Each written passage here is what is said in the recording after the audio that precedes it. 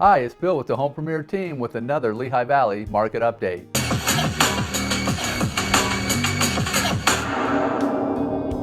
New listings were shown some love this month, going up 16.7% from 534 homes to 634.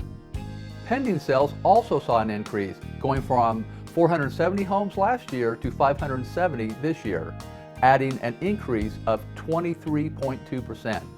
Closed sales decreased by 4.6% from 438 homes to 418, and homes spent an extra day on the market, an increase of 4.3% from 23 days to 24. The average sale price also went up, with buyers paying 13.7% more from last year's price, which was $266,386, to this year of $302,758.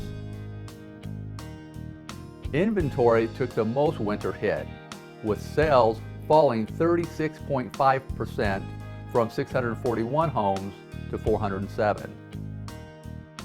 The month's supply of inventory falling as well by 33.3% from 0.9 months to 0.6 months. Keeping this month's update as short as the month itself, we will have our update come to a close. Overall, there were many market increases present this month. Will this trend continue?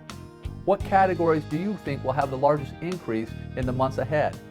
Let us know in the comments. Thanks for watching, and we'll see you next time.